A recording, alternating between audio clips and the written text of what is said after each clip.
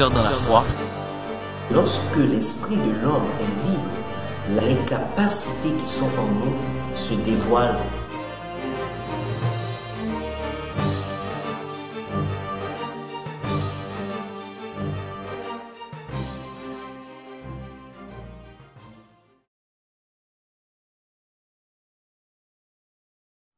Que la paix et la grâce de Dieu soient avec vous.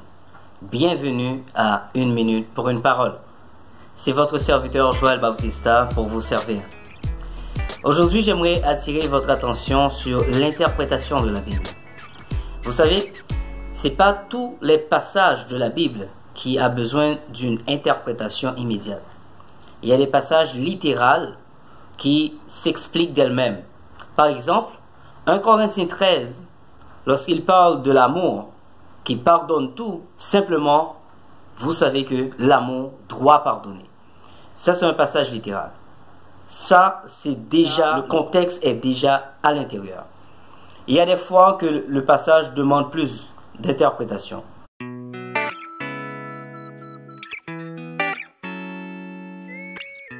Un autre exemple auquel nous allons tirer notre sujet d'aujourd'hui se trouve dans Genèse 2, versets 22, 23, 24, que Jésus lui-même reprendra dans Matthieu 19, verset 5, lorsque les pharisiens lui demandaient est-ce que l'homme pouvait répudier sa femme, et il a répondu l'homme quittera son père et sa mère et s'attachera à sa femme.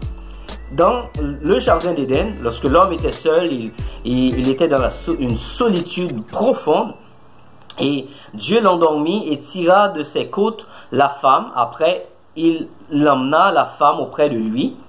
Et l'homme regarda, et le verset 23 dit, et l'homme dit, voici cette fois celle qui est os de mes os, que je peux toucher, parce que c'est invisible, et chair de ma chair, encore palpable, qui est dans le monde invisible et non dans le monde invisible. On l'appellera femme parce qu'elle a été prise de l'homme. Et le verset 24, Dieu dit, c'est pourquoi l'homme quittera son père et sa mère et s'attachera à sa femme. J'attire votre attention sur le verbe attacher. En grec, le verbe attacher veut dire proskolao. C'est proskolao qui veut dire se joindre étroitement pour devenir une seule chair. Donc c'est ce que Dieu dit. Vous vous rejoindrez étroitement, vous serez collés pour devenir une seule chair. Là où je veux en venir. Dieu a établi l'homme et la femme et les a unis. Institutionnellement, c'est le mariage. Et c'est sacré. Et on comprend pourquoi que dans tout mariage, il faut que le mariage soit consommé.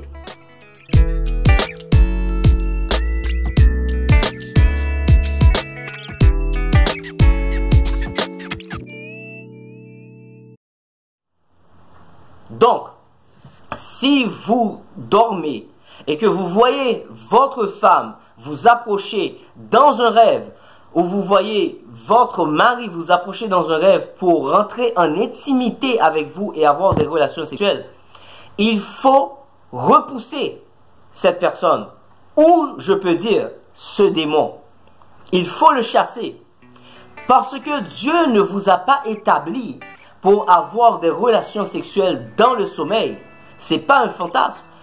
Vous ne devez pas avoir des relations sexuelles dans le sommeil. Parce que le sommeil n'est pas fait pour les relations sexuelles. Comment comprenez-vous que vous êtes palpable, vous êtes visible, vous êtes dans la réalité, et que vous avez votre femme, vous avez votre mari à côté de vous, et au lieu de faire l'amour avec elle ou lui qui est à côté de vous, vous attendez que vous vous endormez pour avoir des relations sexuelles avec lui? C'est une stratégie que l'ennemi utilise et que je dénonce dans le nom de Jésus-Christ. Je la dénonce dans le nom de Jésus-Christ. Je déclare dans le nom de Jésus-Christ que vos yeux s'ouvrent, que vous compreniez que toute personne que ça pourrait peut-être arriver, rebroussez chemin, demandez à Dieu la force, chassez et annulez ce rêve. Refusez de rencontrer votre femme. Refusez de rencontrer votre mari dans un rêve, parce que Dieu vous l'a donné dans le monde visible, pour avoir des relations avec lui dans le visible et non dans l'invisible. Si vous avez une relation quelconque avec une image de votre mari, une image de votre femme dans un rêve, c'est une alliance démoniaque que vous établissez et que vous gardez. Vous allez voir que votre tempérament va changer. Il faut le déclarer anathème, il faut le rejeter. C'est la seule solution de vous en sortir.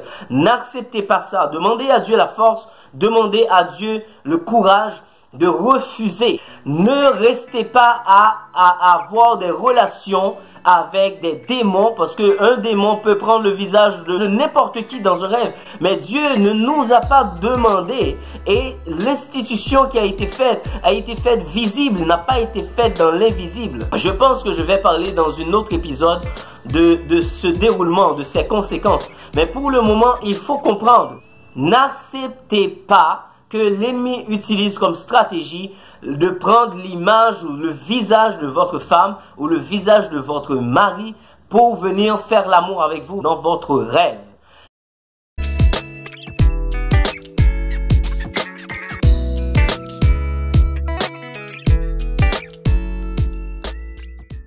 Dans le nom de Jésus-Christ, que votre âme a été édifiée et que vous avez compris dans Genèse 2 verset 23 lorsque l'homme dit « Cette fois-ci, voici l'os de mes os et la chair de ma chair », que vous compreniez que vous êtes important pour votre mari, que vous êtes important pour votre femme et que Dieu a institutionnalisé le mariage dans le visible et non dans l'invisible. Donc tout ce qui est consommé dans l'invisible ne vient pas de Dieu et c'est une alliance démoniaque. Que Dieu vous bénisse, que Dieu vous remplisse, que Dieu vous ouvre l'esprit et que votre âme reste édifiée dans le nom de Jésus-Christ. C'était votre serviteur Joël Bautista. À la prochaine.